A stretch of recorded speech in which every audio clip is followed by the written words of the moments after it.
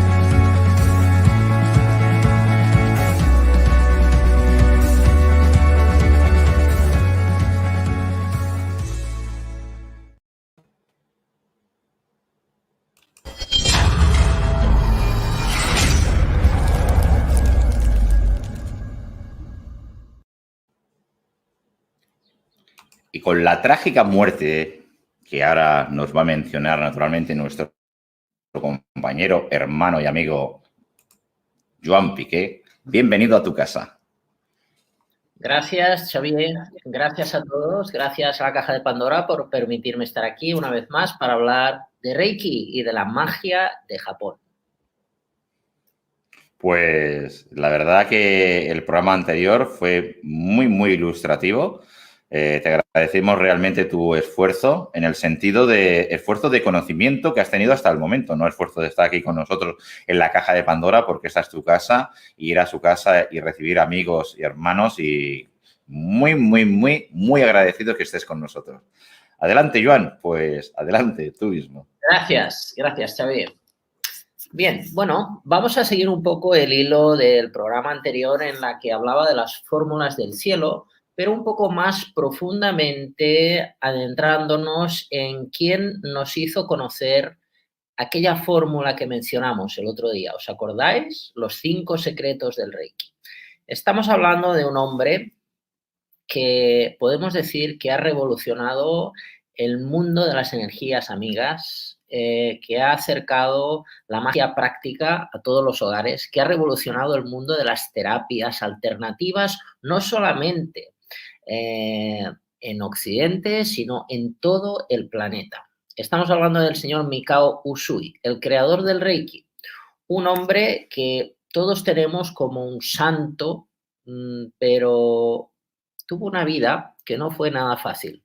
A veces, cuando aparecen este tipo de referentes, pensamos, oh, es una persona de admirar, este hombre, esta mujer, pero quizás yo no puedo hacer estas cosas porque tengo una vida muy compleja.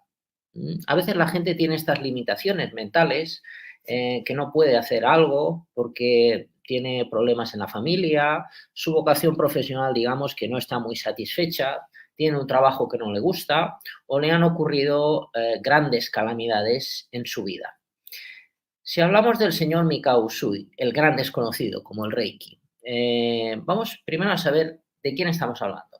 Voy a mostrar aquí una foto que tengo del señor Mikao Usui. Curiosamente, mucha gente habla de él, pero poca gente lo conoce. Poca gente lo conoce porque los japoneses nos cuentan poco de él. Bien, ahora ya sabéis de quién voy a hablar, el señor Mikao Usui. Este hombre es al que le debemos el Reiki y muchos sistemas se han inspirado en el Reiki que creó este señor, llamado Mikao Usui, un hombre que nació en un pueblo humilde llamado Taniai, en la zona de Gifu. Popular también su linaje porque, tal y como pone en su tumba, fue de linaje samurái, un samurái llamado Tsunetabe Chiba, que fue histórico en el Japón antiguo, venía de hacía cientos de años este señor, Usui, venía de linaje samurái. Este señor nació el 15 de agosto del 1865, el señor Mikao Usui. Trabajó muy duro de pequeño, su familia era fabricante de sake y los niños en aquella época no solamente tenían que trabajar duro en temprana edad, sino que además tenían que estudiar mucho. Él hizo un gran esfuerzo ya de niño y consiguió así poder viajar a Europa y vivir en Europa. No sabemos en qué zona de Europa vivió el señor Usui, pero esto está escrito en su lápida. Y no solamente vivió en Europa, sino también vivió en Estados Unidos y, según este escrito, viajó a China a estudiar. No sabemos qué fue lo que estudió en China. Se especula también que él formó parte de alguna tradición espiritual, pero no sabemos muy bien cuál fue, aparte del budismo zen, que esa está clara que sí, que parece ser que perteneció ahí. Y así, pues tuvo 2 hijos, se casó, tuvo 2 hijos y así ocurrió una gran tragedia. Cuando hablamos de qué es lo peor que le puede pasar a una persona, ¿qué podéis imaginar? Un dolor, una enfermedad, quedarse sin trabajo, el mal de amores, una ruptura de pareja. Cada uno, cuando le ocurre alguna desgracia, a veces lo vive con una intensidad increíble y se piensa que es lo peor que le puede pasar en la vida. No puede haber nada peor que eso que está viviendo. Entonces, pero yo ahora ya va a ser 16 años que estoy haciendo como terapeuta. Me han venido diferentes tipos de males con diferentes personas y yo también pues he tenido mis sufrimientos en la vida y bueno, según mi opinión, pues un dolor podría ser una de las peores cosas que una persona puede sufrir en la vida. Un dolor continuo que nada lo puede calmar. Ese sería uno de los grandes males. Otro de los grandes males sería perder un hijo. Este sería otro de los grandes sufrimientos que una persona se tiene que enfrentar. Y a esto se tuvo que enfrentar el señor Mikao Usui. A este suceso le dedicamos el título de este vídeo. Perdió una hija llamada Toshiko. Él hizo todo lo posible para salvar a su hija. Tuvo 2 hijos, una niña y un niño. El niño creció sano, incluso se hizo maestro de Reiki. No fue el sucesor, como al padre le hubiera gustado, no fue el sucesor, su vida fue por otros caminos, sí que fue maestro de Reiki, su hijo, Fuji, pero Toshiko murió joven y el señor Usui se tuvo que enfrentar a este suceso. Una de las peores cosas que le puede ocurrir a un humano, perder a su hijo. Se dice que así fue como conoció los 5 secretos que mostré el otro día, porque ahí hay varias teorías. Se dice que esos 5 secretos, que ahora voy a mostrar en otra versión distinta a la del día anterior, fueron escritos por un médico que en esa época que el señor Usui buscaba ayuda para sanar a su hija, se encontró con un médico llamado Suzuki Miyama, que además era psicólogo y tenía muchos escritos para inspirar a las personas. Entre esos escritos, este que voy a mostrar en pantalla. A ver, ahí. Este escrito es muy parecido a los 5 principios de Reiki. Y esto es de este médico llamado Suzuki Miyama. Es casi lo mismo en escritura que el Kototama que mencionamos en el otro programa. La fórmula del cielo. Esto de manera inédita lo pude conseguir en Japón, lo tenéis en mi libro, La verdad sobre el Reiki, y ahí vemos como otra historia del origen de los 5 principios de Reiki. Algo que ya, una vez pasados los años, el señor Usui tuvo que recurrir a ellos para ayudar a todas esas personas que estaban viniendo pidiéndole ayuda. Lo que él pasó en su juventud, perdiendo una hija, ya en la edad muy adulta, en sus últimos años de vida, empezó él a hacer de terapeuta. Esto sería otro tema para hablar extenso, porque la gente se piensa que el señor Usui creó un sistema porque hubo gente que le preguntó cómo curaba Jesús y él no supo qué responder y así se fue a hacer un ayuno de 3 semanas y obtuvo el secreto. Y así empezó a tratar a toda la gente. Pero en realidad eso no es cierto. La realidad de la historia, es lo que nos cuentan todos los japoneses y lo que está escrito, es que él fue monje zen y que en esos últimos años de vida que le quedaban, él quiso hacer un retiro para alcanzar la iluminación, no para saber los secretos del arte de la sanación, no para curar a través de las manos, sino para morir en paz y no volver a reencarnarse, alcanzar la tierra del Buda del paraíso. Ese era el propósito de Usui en sus últimos años de vida. Pero ocurrió algo. Ese algo fue que de manera casual sus manos empezaron a transmitir una energía y de manera casual empezó a llegar la gente a su casa para que les hiciese imposición de manos y así se corrió la voz y de manera casual ocurrió una gran desgracia en Japón. Otra más. Hubo un gran terremoto. Un gran terremoto, si podéis recordar este último que hubo, que murió miles de personas, que hubo esa gran ola, ese gran maremoto, pues algo ocurrió similar en esa última etapa, en esos últimos años de vida de Usui. Hubo un gran terremoto que hizo que 1 millón de personas, más de 1 millón de personas, según las estadísticas, se quedaron sin casa.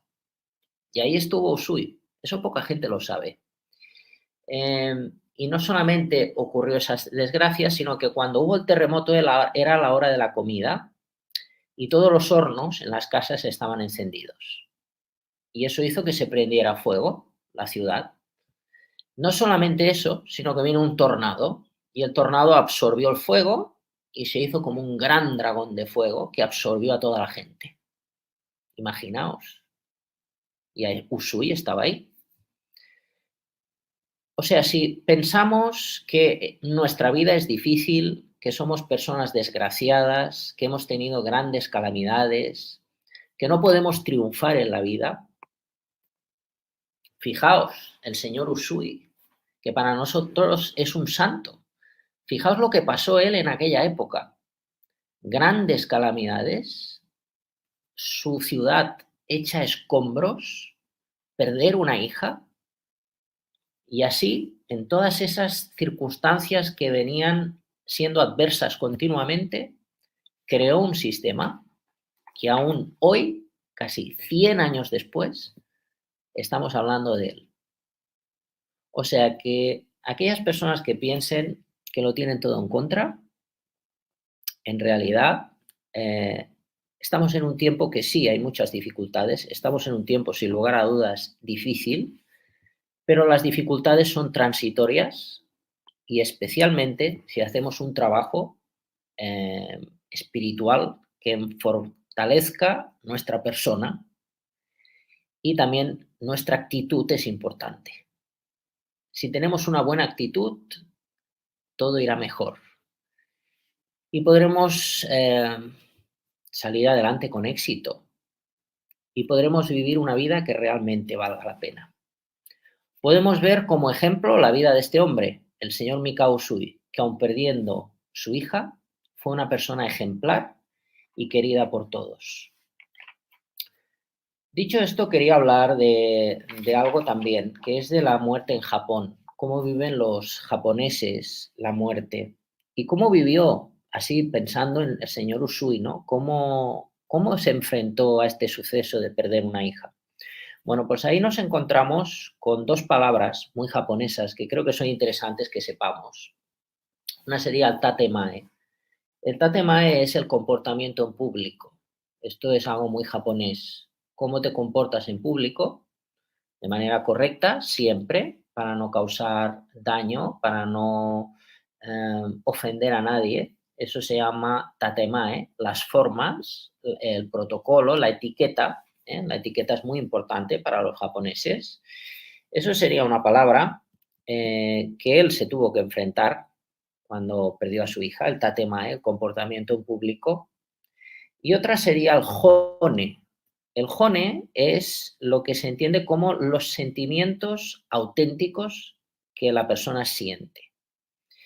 Esto quiere decir que en la sociedad japonesa, cuando una persona está mal, en principio no quiere que la gente lo sepa.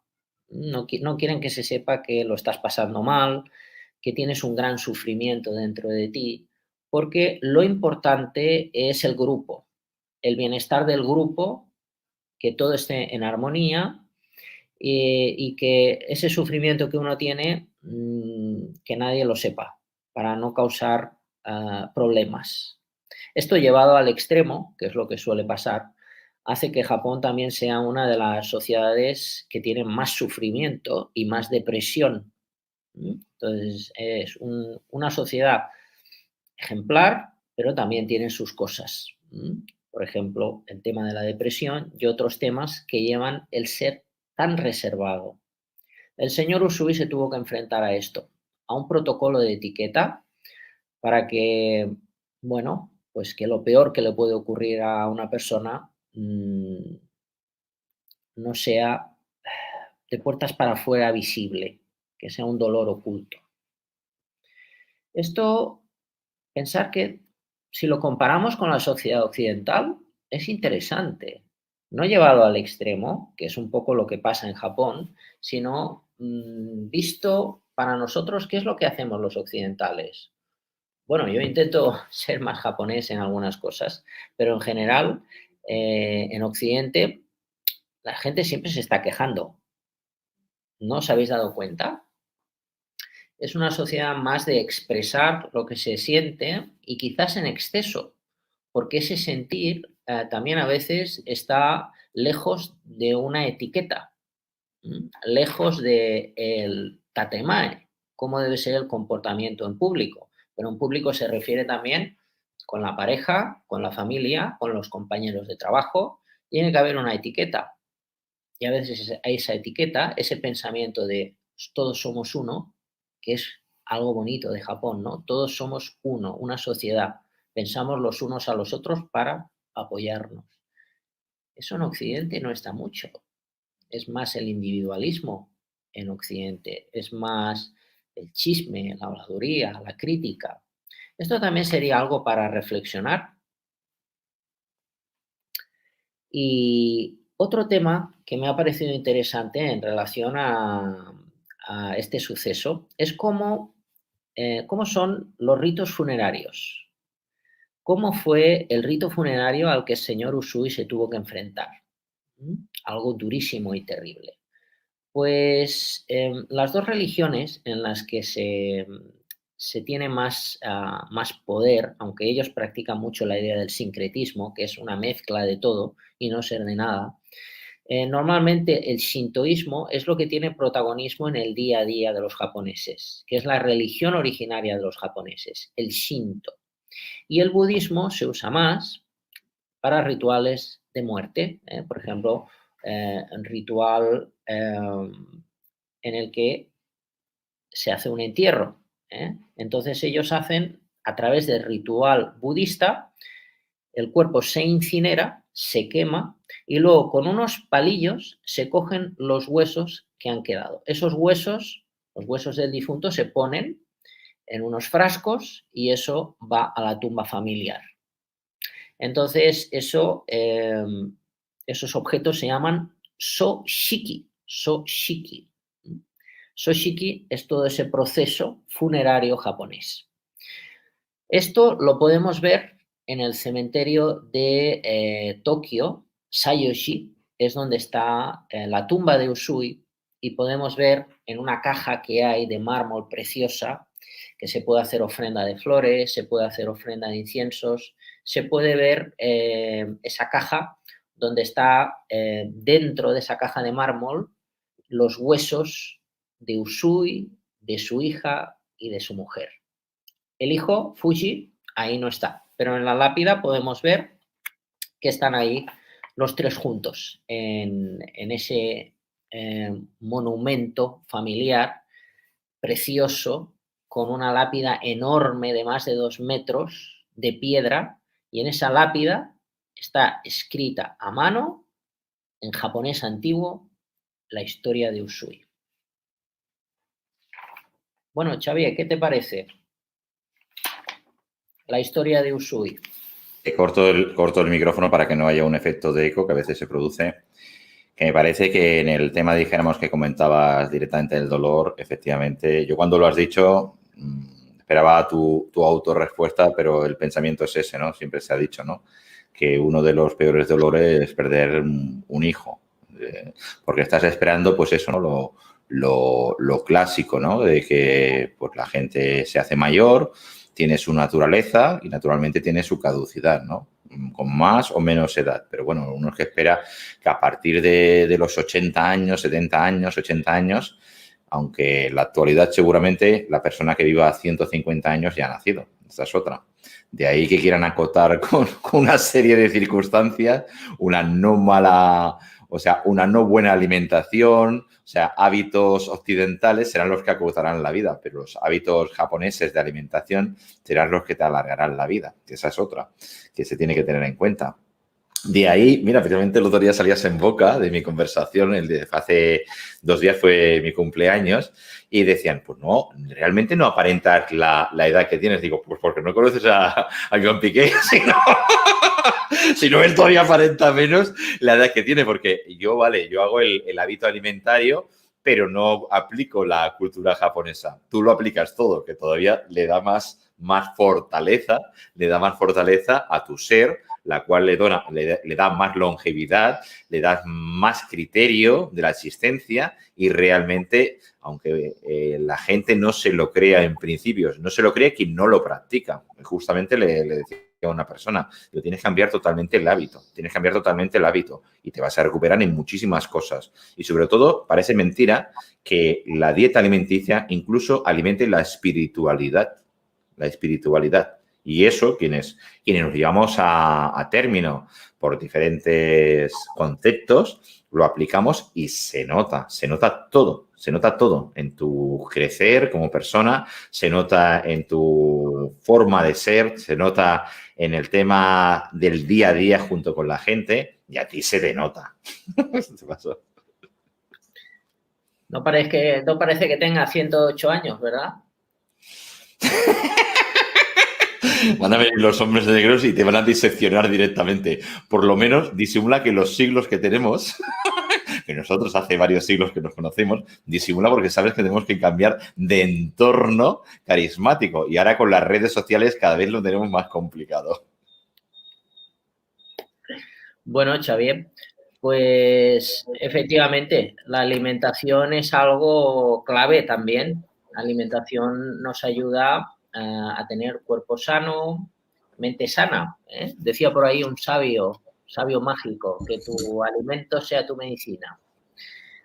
Bueno, hoy quería hablar también, aparte de esta tragedia de Toshiko, para que os hagáis una idea, que las personas normalmente, mucha gente, casi todos los que estamos aquí, bueno, os confieso que yo también me meto en el saco.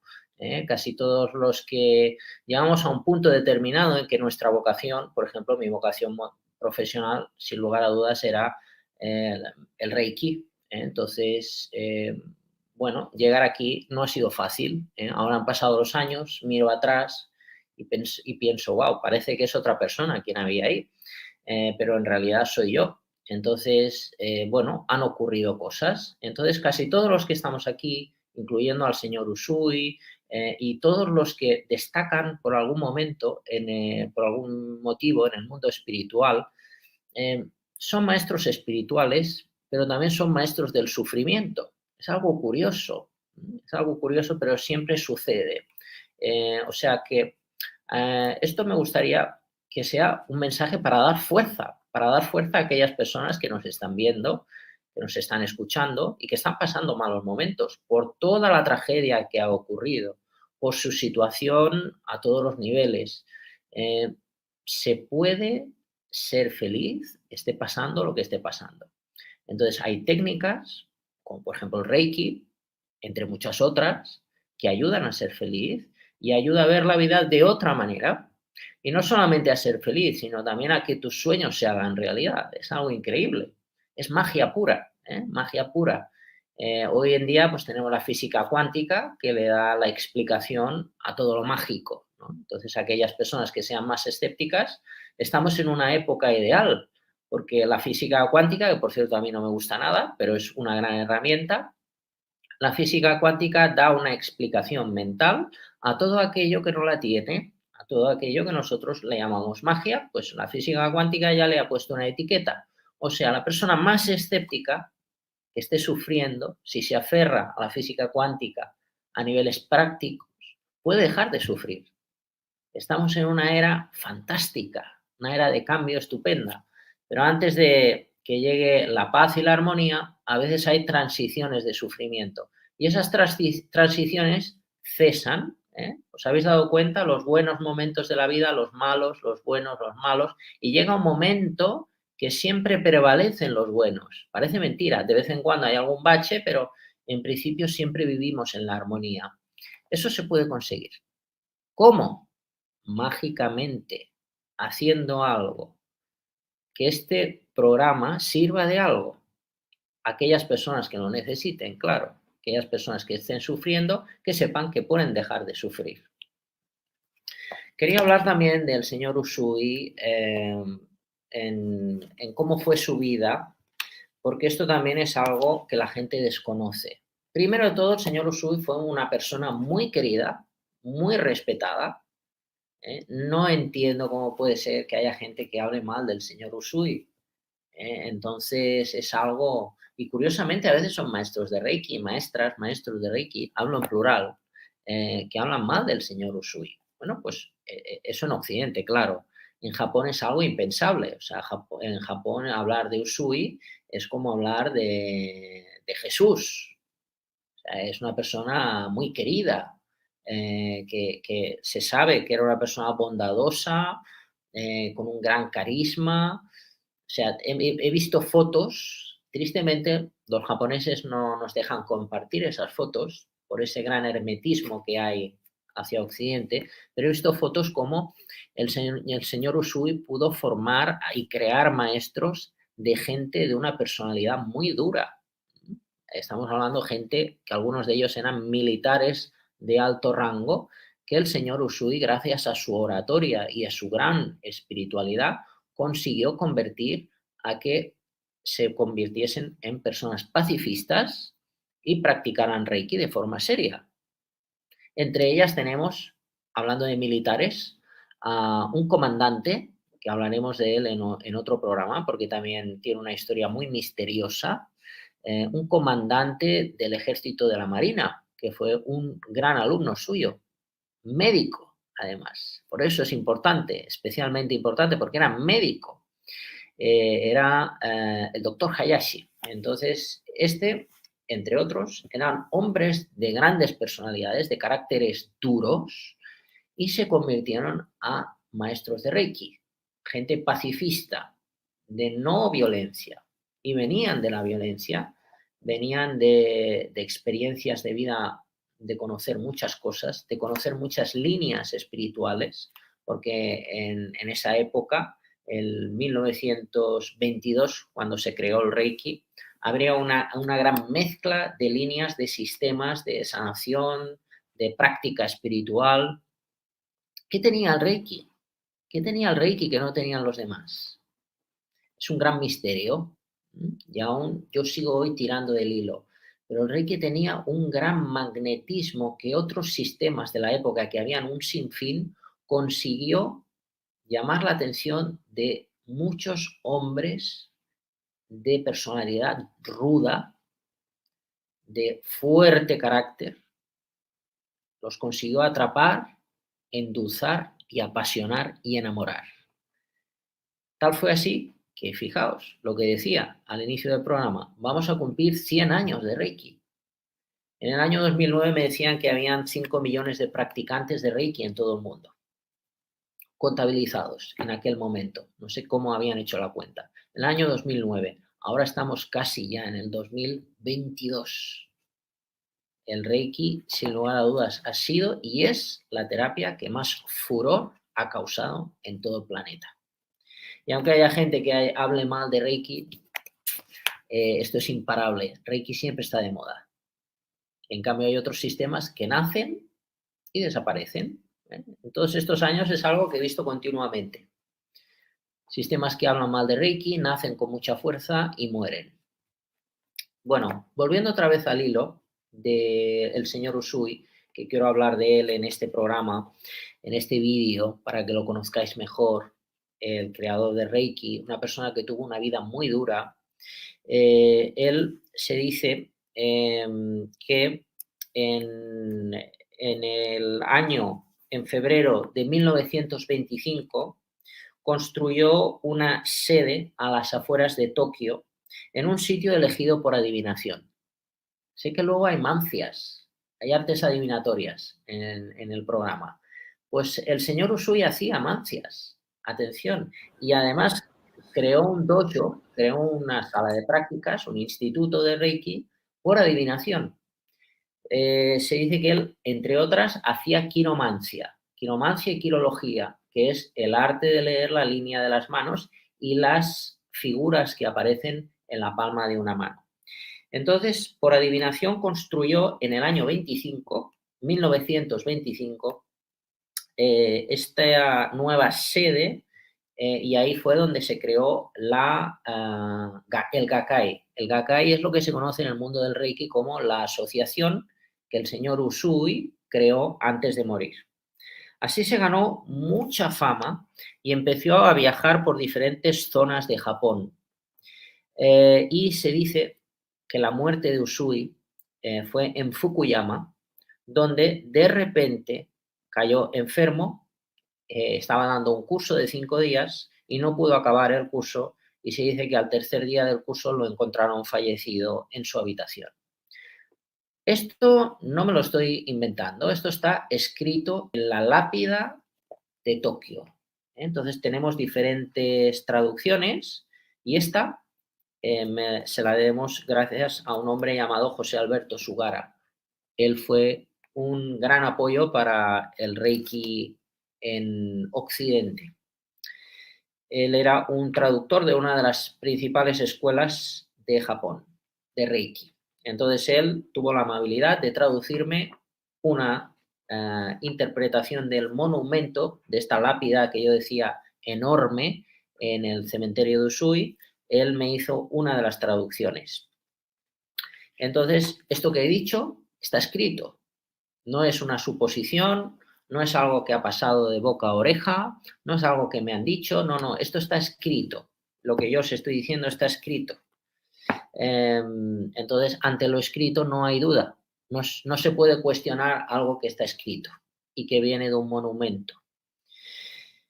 Esto está escrito que falleció en un hotel, en ese hotel de la zona, y que tenía 62 años. También está escrito, como comentaba antes, que el hijo, llamado Fuji, fue quien tomó las riendas de la familia Usui. Lo más hermoso de este monumento es todo hermoso, ¿no? Pero aquí nos habla de la personalidad de Usui en este monumento que le dedicaron sus alumnos. Dice así textualmente: el maestro tenía una personalidad gentil y modesta, sin pretensiones. Tenía una estructura grande, siempre se dirigía a los demás con una sonrisa y siempre llevaba a cabo cualquier labor con determinación, mostrando mucha consideración y un profundo respeto hacia todos. Tenía muchos talentos naturales y disfrutaba mucho de la lectura, especialmente de biografías históricas y libros de medicina, como de las escrituras budistas y cristianas, y tenía además conocimientos de psicología. Conocía muy bien las técnicas del taoísmo, que esa sería otra de las versiones que se dice de dónde sacó este señor los 5 secretos del Reiki. Una versión que nos cuentan en Japón sería este médico que mostraba antes la foto con la poesía, que es casi igual a los 5 principios de Reiki, y otra versión también sería que viene del taoísmo. El taoísmo es esa filosofía china, religión, que tiene miles de años, que se dice que es las primeras bases de la ética de cómo debe de ser una persona. Entonces se dice que también quizás el señor Usui, como era un gran experto en taoísmo, quizá cogió de esa filosofía los 5 principios del Reiki, que luego os voy a recordar, por si alguien no estuvo o no vio el otro programa. Lo voy a resumir brevemente y voy a añadir información nueva al respecto, porque también está escrita. Bueno, se dice que conocía bien estas técnicas taoístas y que también practicaba técnicas del taoísmo que venían de la adivinación, como por ejemplo el I Ching. Es obvio que todos los estudios que el maestro llevó a cabo lo cultivaron y enriquecieron, constituyendo la clave para la creación del Rei Ho. Atención, lo que he dicho, Rei Ho. No he dicho Reiki, he dicho Rei Ho. Aquí sería una de las grandes bombas que podríamos compartir en la caja de Pandora, destapando la caja de Pandora una vez más. Si os digo que el Reiki no es Reiki, que es Reijo, ya la mente se colapsa, ¿no? Pues sí, parece ser que en todos los documentos que encuentro siempre se habla del Reijo y no del Reiki. Siempre se dice que el maestro creó un sistema de Reiki, creó un sistema de Reiki llamado Reijo, no Reiki, Reijo, que sería método para trabajar con la energía del infinito, método para trabajar con el espíritu del infinito. La base del Reijo, dice la lápida que le dedicaron sus alumnos, no solo es la armonización de cuerpo y mente, sino también ayuda a alcanzar la felicidad y una mente positiva y un cuerpo sano. Por ello, cuando el maestro enseñaba a la gente, primero leía con reverencia el testamento del emperador Meiji, que hablaremos otro día de quién fue este hombre, hablaremos de política, la influencia de la política en el Reiki. ¿Qué cosa más extraña? Pues sí, la política tiene que ver con el Reijo, el Reiki que creó el señor Usui. Porque se dice que este hombre estaba iluminado y sus palabras tenían un poder que hacía despertar la sabiduría en aquellas personas que las recitaban. Poesías cortas. Así se dice que él creó los 5 principios del Reiki. Escritos están en la lápida, que sería: solo por hoy, no te enfades, no te preocupes, sea agradecido, cumple con tus obligaciones y sea amable con los demás. Esto le llamó el maestro método secreto para alcanzar la felicidad y medicina milagrosa. Dice más, pero lo vamos a dejar aquí porque no quiero leer más de lo que acabo de decir. Fijaos lo que he dicho, ligando este vídeo con el vídeo de la semana pasada. Está escrito en la lápida de Usui, no es un invento. Los 5 secretos del Reiki. ¿Por qué son secretos? Porque la mente no lo entiende. El occidental lo intenta comprender desde la mente y escuchar con los oídos. Y esto, en realidad, funciona si lo leemos en el idioma original y si, por supuesto, también a nivel mental lo integramos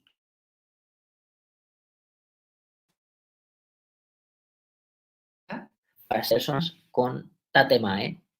Tatemae, no en extremo, no en extremo, porque si no acabamos con depresión. Tatemae era lo que yo decía al inicio de este vídeo, es el comportamiento público, la etiqueta.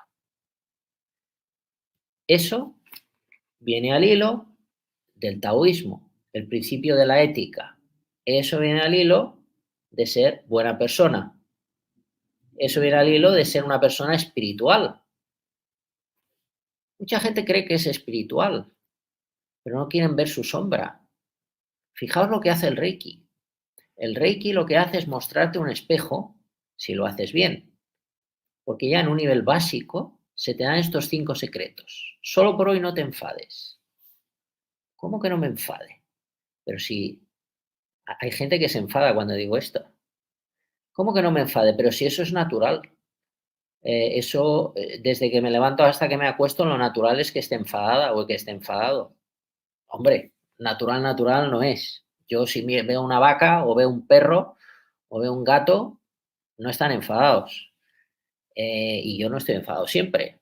De vez en cuando, a lo mejor en un año me enfado 3 o 4 veces, pero no cada día enfadado desde que me levanto hasta que me acuesto.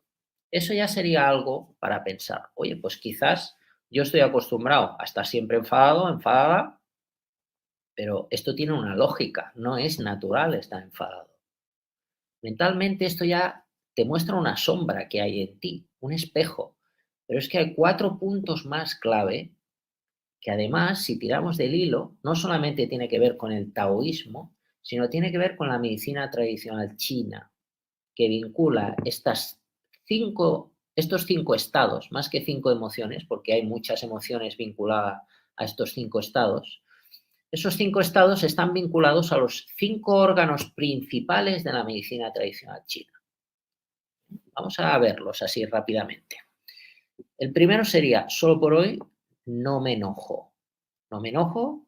Primero, el solo por hoy me hace dar cuenta que el futuro ya no me preocupa y el pasado tampoco. Intento ser la mejor versión aquí y ahora en el día de hoy, solo por hoy. No me enojo. Tiene relación con hígado, vesícula biliar.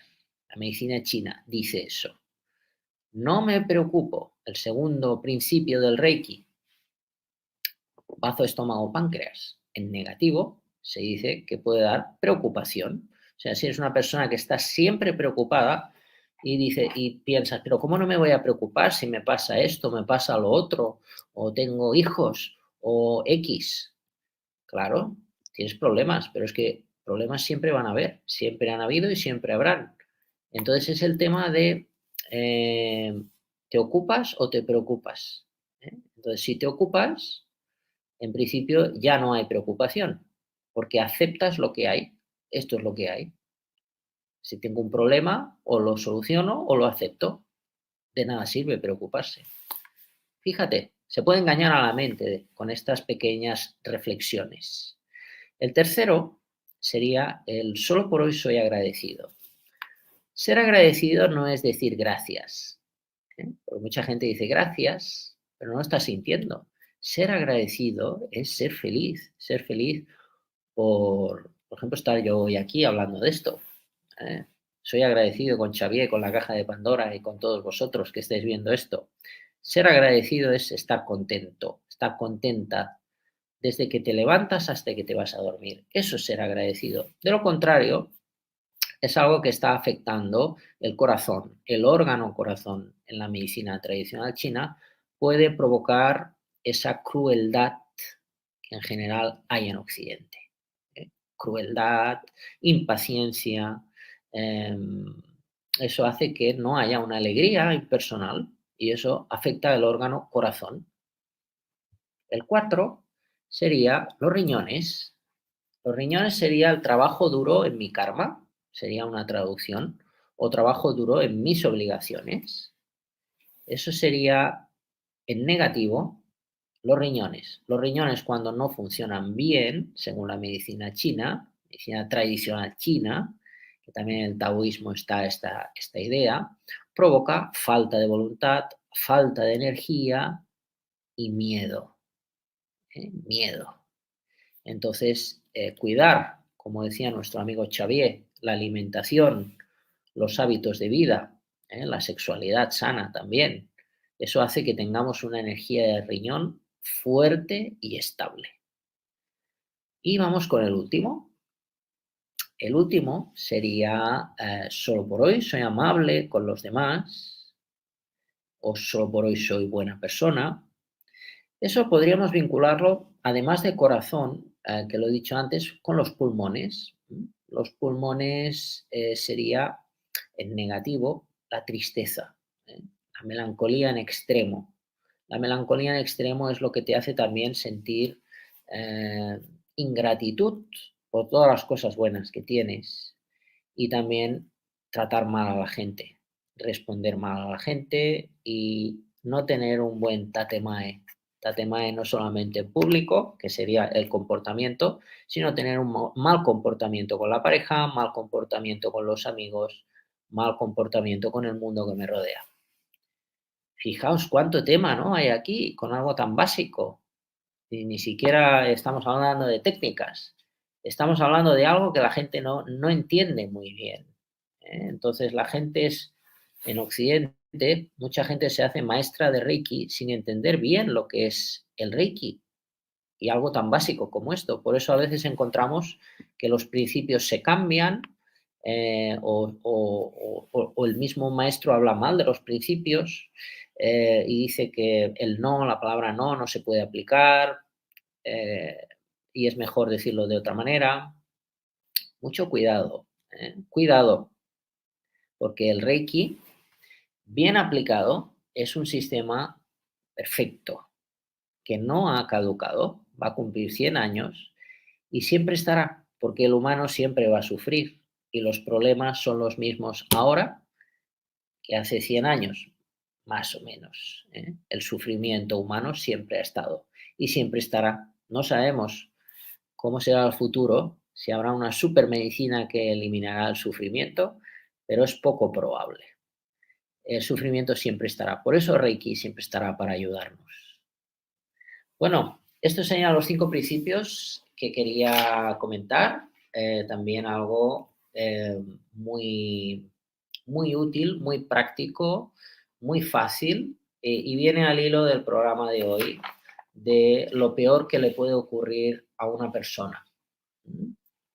Recordar, si piensas que estás en un mal momento, las cosas siempre podrían ir a peor y hemos de ser agradecidos porque dentro de las dificultades que hay, siempre hay como una manera eh, de dar las gracias porque siempre tenemos como alguna ayuda inesperada. Así que bueno, ya por hoy yo creo que ya os he instruido en el tema que me daba alegría comentaros para que conozcáis mejor al señor Usui, quién fue, qué es lo que hizo, qué fue lo que le ocurrió.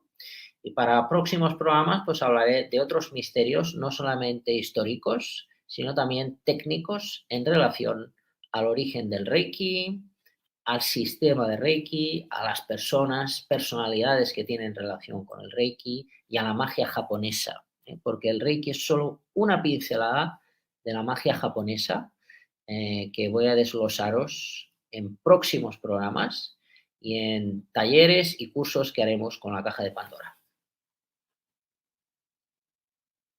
Bien, Xavier, pues ya concluyo aquí mi charla. Gracias a todos por estar aquí.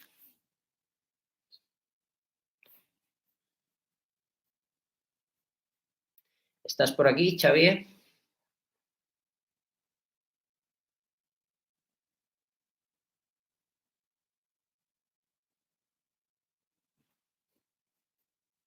Bueno, parece que nuestro amigo Xavier no está, así que voy a aprovechar.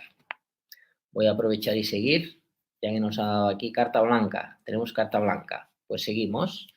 Bien, hemos hablado de Toshiko, la trágica muerte, y aquí pues podríamos hablar. Xavier, ¿estás aquí? Sí, no sé qué ha pasado.